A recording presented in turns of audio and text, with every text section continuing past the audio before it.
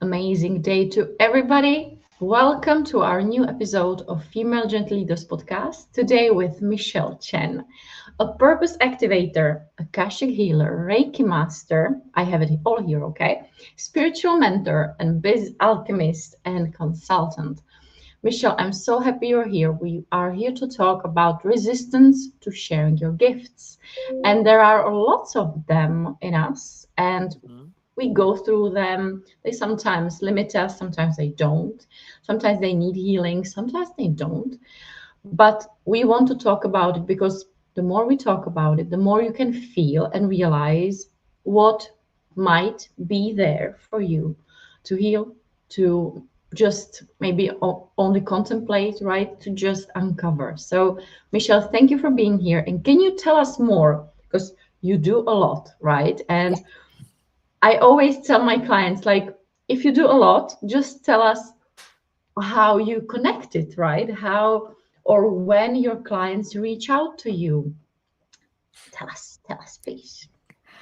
Thank you so much, Polly. So excited to be here. I would say primarily an Akashic Records healer. I work primarily in the Akash. And so that means getting insights and guidance for business, for overcoming resistance to sharing your gifts. I do that within the Akashic Records. And so the Akashic Records is a collection of your soul memory. It's like all the deeds, all the actions, all the desires, all the soul contracts, all the past life, where you're from, all of that is written in the Akashic records. And so this is the wisdom of our soul. And so I would typically take clients through this, through the Akashic records to, and I what I call like go home to your soul. And so to me, the Akashic records is going home to your soul to receive a healing, to receive wisdom. And this is how I help my clients move through their resistance. But this is how I help my clients embody their soul purpose. Because a lot of us are here on earth and we decided to be on earth today in this particular lifetime to help with the ascension process into this new earth paradigm, into new earth energy. And a lot of us are just now awakening to it or feeling a little bit more confident to step into this purpose of ours. That's amazing. And one question that just popped out. Did it ever happen to you that when you read something from the Akashic record to the client that it just didn't make sense for them? Like it was from a completely different like universe and they were like in shock that they would need, I don't know, change their entire life and profession to even do that. Does it ever happen? There are times where it depends. So I would say most of the time people are they understand where that's from because what we do is energy work. So a lot of when I open the records for them, we go into a meditative space, we activate their heart. And so a lot of them are intuitive. People who are drawn to the Akash are people who are really old soul.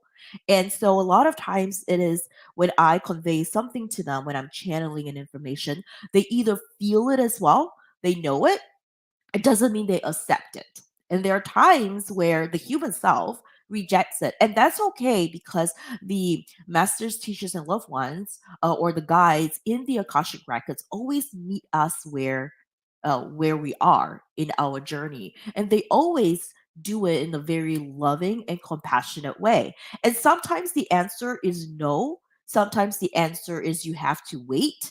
And it's hard for people to accept it. And oftentimes, when people who are interested in the Akashic records are really interested in past lives and soul contracts. And so when I tell them that their soul is from a different planet, different universe, a lot of times it is they're like, yes, I knew it. I knew it. And then they will ask, well, which solar system? Or a lot of them are star seeds. Or they will ask, well, what's the dimension? What is it like? And then I say, let's do a guided meditation and find out. Because then they're experiencing it and I take them into where they're from, where their soul originates from. And a lot of times is that confirmation. They're here to get that confirmation. It's like, I always knew I was different. But when it comes to, sole purpose, sometimes they may feel that resistance. And it has happened with some of my clients where they're like, I know I meant to do this, and this is confirmation, but I am afraid to do it. Or or sometimes the answer is like, yeah, it's time for you to pivot, and they don't want to, even though they know. So there's an element of they know, that's why they're in the session with me, but their human self has that fear, and I can sense it, that fear is blocking them. So yeah, so to There's a your little questions, yeah. there's a little fight, right? Inner fight Yes. there Yes. to be in the safe space of what we know or wander in the unknown. And I love how you talk about it, about all the magic there, right? Because it's our topic today. Because it's for you, it seems so easy as you share it, right? And I think it's practice and it's about how deep you know, how deep you believe in your work and you know how it works and all of this stuff. But I feel that when we work spiritually, we often can feel or weird or misunderstood or just hiding our gifts because we feel like people might not understand them, right? So, my question for you is how did you become so amazing that you speak about different dimensions? Like it was a nice topic for a cup of tea. Yes. And that's a very good question, because just a couple of years ago, we would not be having this conversation. And I would say about 3 years ago, 4 years ago, we would not be having this conversation. It took me a while. So it took me a long time actually to acknowledge that I was spiritual, that I was intuitive, that I'm a spiritual being having a human existence, or having human experience, I guess is the word. um it took me quite a long time to accept that, and then it took me even longer to talk about it, to be open about it, because I think about, like, if, yeah, and I think about a lot of times your audience really matter, and that is, for me, one of the key thing was finding the community that understands, that supports you. So when I started out, I didn't know where to go. And then I would go to certain groups where they may not be very, like, they may be judgmental, right? Certain groups will be judgmental. They will openly laugh at what you say, and they will make all sorts of judgment, ridicule you, really. And that still happens today. But the difference is, today I know I have my community, and today I still go on certain Facebook groups because I know that there are people out there in those Facebook groups who are like me, who are still hiding, or who are still hiding. And so I still go onto those Facebook groups, and I make posts like that. And I still get laughed at sometimes. And I'm just like, you know what? That's okay. I can just like shake it off, because these are not my people. These are not my audiences. And that's okay.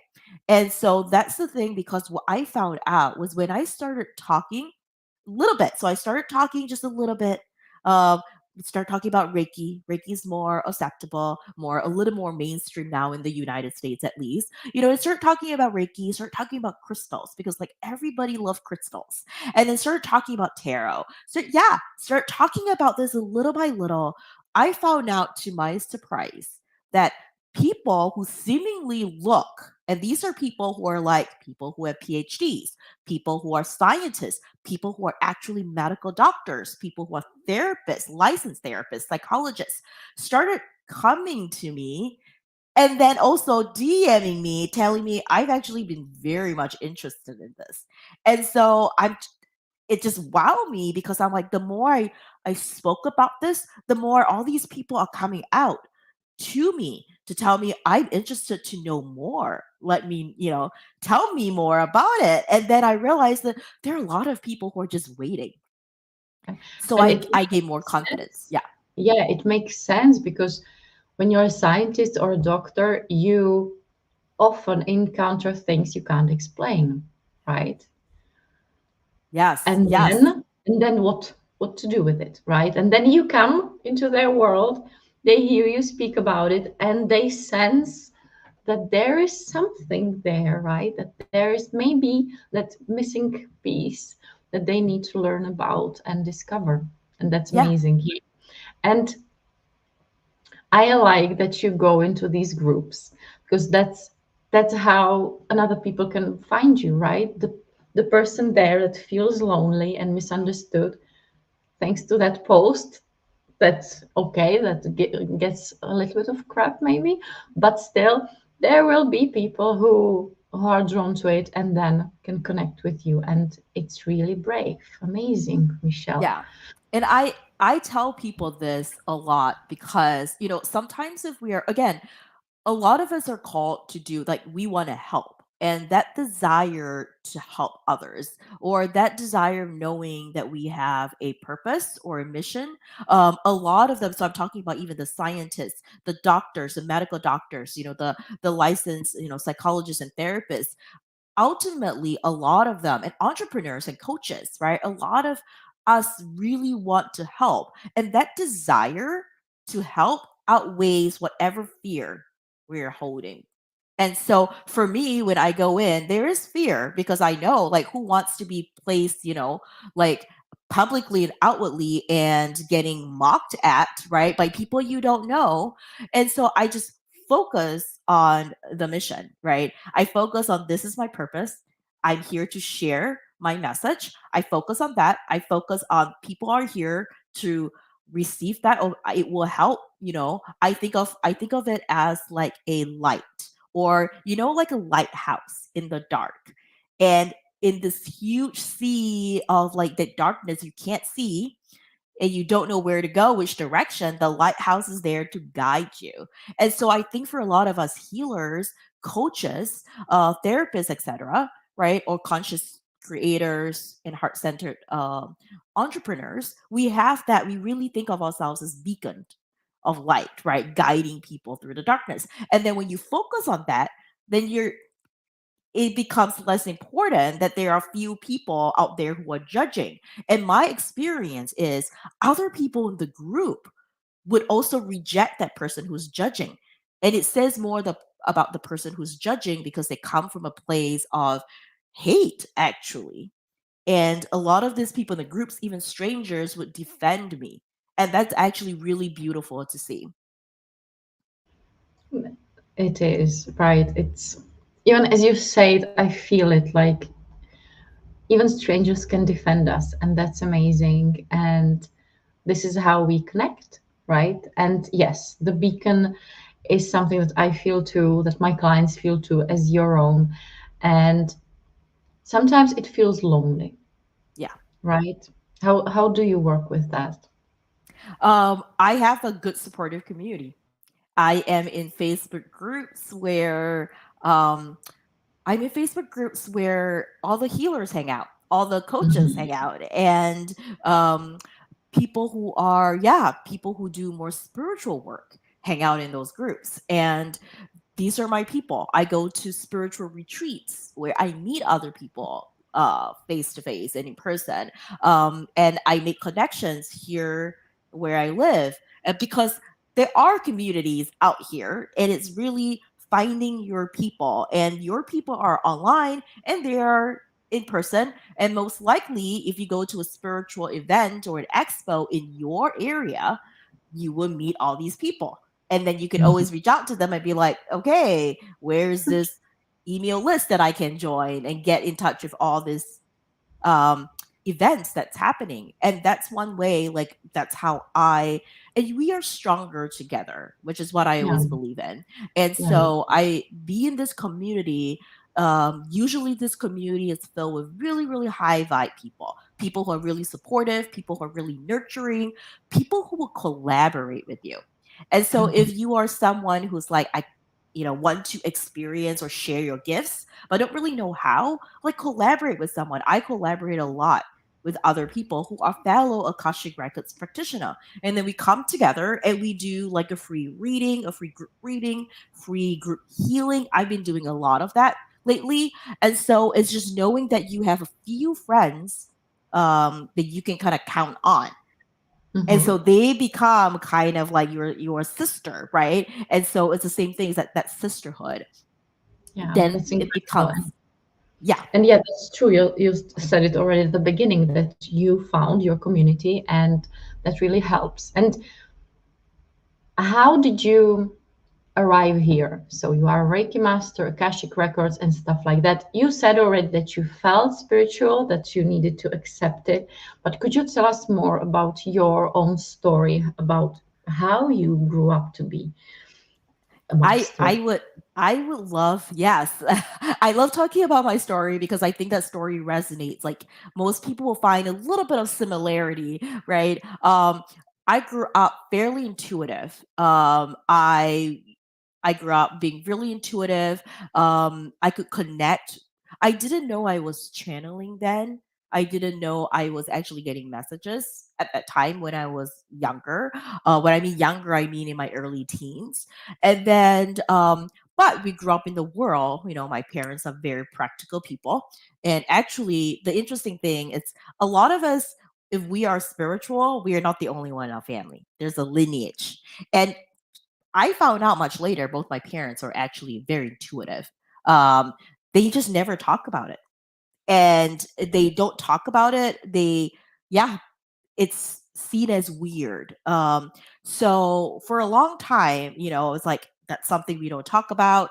I lean really hard, and I was brought up in a culture, in a family where rationality and logic was very like really strong in my family. Not so much spirituality, not so much intuition. It's always like not your intuition. Your intuition doesn't matter. What are the facts? Use your brain, use your mind. And so for many years that was what I count on, leaning very heavily into the masculine. And so everything else is just kind of but I was always interested. I was always interested in that. And then it it wasn't until I had a really dark night of the soul. I had a really difficult, it was like the worst experience um of my life at that time. And I hope for the rest of my life too. It was a really, really bad experience. And that really brought me to spirituality because I was really interested in finding out more about past life. That brought me to the Akash because I couldn't understand why I kept repeating the same pattern, attracting the same people and the same situation. And so I started like, okay, I did therapy as well, but there was something that felt like I just felt this, this yearning. And so one day, and this was a weird because I just had this like calling, and for the first time, I followed it. I didn't use my mind. I was like, okay, I'm being pulled so much because I was desperate at that time. Right. I was like, just help me, somebody help me. Right. And so I was really interested in like there seems like there's a past life thing. Right. I felt like a past life soul contract. And that was how I found out about the Akashic Records. I had no idea what the Akashic Records was. I saw the what the Akashic Records, and for some reason it called to me. Something about the word. And I was like, okay, I'm gonna try. And so my very first Akashic Record session was a session I actually had to save up for. And my rational mind was telling me, this is ridiculous. But yeah, exactly, exactly. But I did it anyway because I really felt like I needed this. There was that calling, and then that was the start. I was like, what is this? And I would say that spirituality helped me uncover or remember so many aspects of myself that I had locked away. And then it helped me remember who I was like as a child. So the inner child work is so important because we remember the innocence, the first thing that we love. I used to believe so much in fairies. I talked to fairies when I was little, and then my parents were like, "You just have a vivid imagination. Stop it." Yeah, exactly. And I was just like, and I remember in a session, in an Akashic session, when I went back, I was like, I was talking to fairies because they were here to help me when I was really little. I grew up in a household that was very, I would say, oppressive. Uh, and I was, well, what therapists would say abused. And so because of that, yeah, because of that, when I went back to that past, not my past life, but my inner child. Well, I guess it's past life too because it happened like a while ago. Back to my inner child, and I saw that even then I was protected. And so that was like That's for me, it's all that awareness that we are mhm, always protected, even though bad things happened to us. yeah, because that's exactly it, right? It doesn't mean that bad things won't happen to us anytime in our lives. It's just life, right? And I want to touch base on the calling and what it felt in your body, because what I see often is people feel it, people can sense it, but they also try to ignore it, Yes. suppress it, whatever, because they don't believe it's true. Because I think we are taught not to listen to our bodies, to suppress what the body is telling you, and I don't know, work, hustle, hustle, and whatever there Yes. is, right? So we need to learn how to trust our bodies, that they really draw us somewhere, right? Where we are supposed to be, where we need to experience something or see something, anything there. So I believe because you work with spiritual people, they already know that's feeling, but still, I believe that they learn to enhance it more, right? To trust it more. It's a lot about trust.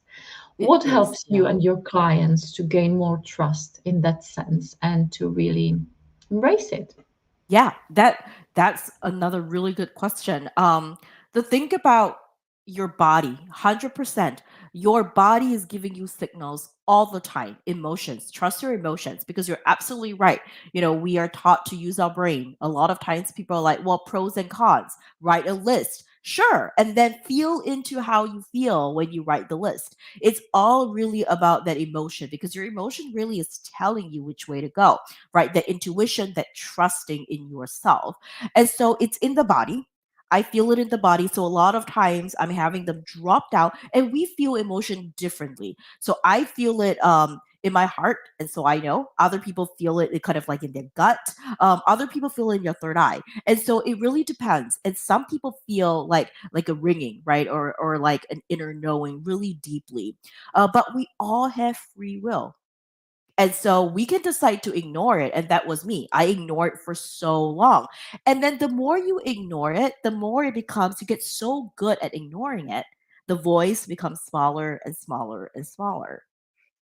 And so it was for me having to go back and learn, what does it feel like? And then when the first time you trust, it's going to be scary. But I have done this for a couple of years now. For some people and the people I work with, been doing this for decades. But for me, I still remember what it feels like to not trust. The more you trust, the more the universe confirms it. So for me, it became more of a, I trust and it happened. I trust and good things happen, right? And I feel okay. This works. I and the other thing for me is when I talk about trust and trusting your emotion, for me, it's really about, am I trusting this is the right decision? Is this the right person to work with? Will this person help me? And a lot of times I just like, okay, I'm going to trust that the universe will send somebody my way. I set the intention. And then when the person shows up, I feel it right away. I know I am meant to work with that person. Because a lot of us, we have soul contracts with the people we are here to work with, who are here to guide us. And so we feel it. It's like part of us kind of know. But then again, you have free will. You can decide to take the journey today or 10 years later. But the thing that I found out was it didn't matter where I went because I'm looking at my life, like in my early 20s, in my early 30s. It doesn't matter where I went. I felt the universe steered me back. It kept steering me back until I was like, oh, because I knew like I was here for something else. And I was unhappy in every corporate job I was in because I felt I'm here to do something more. And so it keep coming up all the time. And so I knew, I was like, okay, what is this? But it took me until like in my early 30s to say, I think I want to do this and follow this now because of the dark night of the soul. Yeah, sometimes it really takes time. And do you feel that the more we ignore it, the bigger the transformation it is? Because what, for example, I sense is Yeah. when I listen right away, it's gentle, right? It's Yes. just an Yes. upgrade or more, I don't know, more of anything comes. But what I see is the more people ignore that calling, the longer they ignore, then comes the transformation. And as you said, the dark night of the soul that everybody's scared of. But it's not a necessity for that to happen for us to grow, right? It's just like an after effect of ignoring it for so long. But it's just a theory for me. How do you feel about it?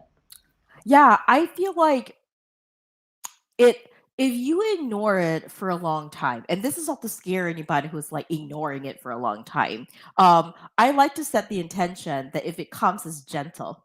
And so I do that in the Akasha. I'm like, okay. And sometimes I feel it too when I with a client. I'm like, okay, um, because this actually happened fairly recently too. And I remember setting the intention that when this happens, it will be a gentle, soft landing. The person will land on their feet. It's okay. And I think it's just and so that it's like the tower card moment, right? You ignore it, you ignore it, you ignore it, and then boom, tower card. And then you can still ignore it. Again, like free will. You can still ignore it, but you have to go through sometimes that very difficult emotional conflict because it's almost like the universe testing you, saying, well, do you want this or not? And I feel like throughout my journey, I've had those moments where I'm at a crossroad. And then the universe is like, well, which way do you want to go? And so again, like I know that you can go, the universe steers you back. For a lot of us, if we have a specific, we're here to help the earth ascend, it will steer us back, in whatever way possible. And it's just that, yeah, you can get with the program and it will be a smooth road, or you can, get get pushed back. And You that has can fight happened to it, some right? You clients. can fight Yes. it. Yes, Fight it, you can fight it. fight it. And so I have a clients, in fact, some of them who are like, I've been doing this. I know I'm meant to be, to do something else. I know I'm meant to be like a Reiki healer, or a coach, but they're in corporate America for 30, 40 years. And they're like, I've been so miserable. I don't want to do this anymore. And they know. And that's the kind of like me, right? I spent like I'm like in corporate America, I don't want to do this anymore, right? And then how do you then pivot? So that's a lot of the clients that I work with, and a lot of the clients who want to do more spiritual work. They just don't know how or where to start. Yeah, that's exactly what I wanted to say, right? We often don't know where to start. So as we come to the end of this amazing interview, and thank you, Michelle, for it. My last question is, what do you feel needs to be said? What is there that, yeah, that just the people watching us need to hear from you? I love that you asked that because right away when you said that, I saw the lighthouse again. And so I feel really guided, like I'm seeing right now in my mind's eye, this lighthouse. It's foggy, it's dark, but the lighthouse is there. But the lighthouse isn't just me, it isn't just you, it's everyone, right? That all of us are capable of being that lighthouse. And I'm also being guided to say that all of us internally, all of us are beacons of light. And the lighthouse for some people who are watching this or watching this on replay, the lighthouse for them is your intuition, is your emotion. It is in that fogginess because it keeps showing, like I'm just seeing in my mind's eye, it's very foggy, meaning there is a lack of clarity, there's a lack of direction. For some people, that lighthouse becomes your intuition. And so that will guide you, will help you, guide you in the right direction, guide you to safety. For other people, they are themselves, all of us, right? That lighthouse. And for other people, this is a message to embody your lighthouse. Um, the word I'm hearing is safe harbor. So you are the safe harbor. You are here to guide people to back to safe port, right? So back from the storm into a safe port. And so I'm sensing that there are a lot of people on the show who may resonate very strongly with the idea that they are lighthouses or do not even think of themselves as lighthouses. And so this is an invitation, or even the courage, or even permission to be that lighthouse, to embody it, because all of us are. And when we focus on that and when we turn on and believe in ourselves as lighthouses, then people, we attract people who we are here to attract. But not just that, but we become like sources of inspiration, sources of direction and guidance for all those people around us. And so this is an invitation to ignite and embody your beacon of light, like being the lighthouse. Oh, I love it. Thank you so much, Michelle. That was amazing. And thank you Thank all you for having me for here. listening. Yeah, thank you for coming. And yeah, see you again soon and have an amazing day. Thank you, Michelle, for being here with us. Bye. Bye.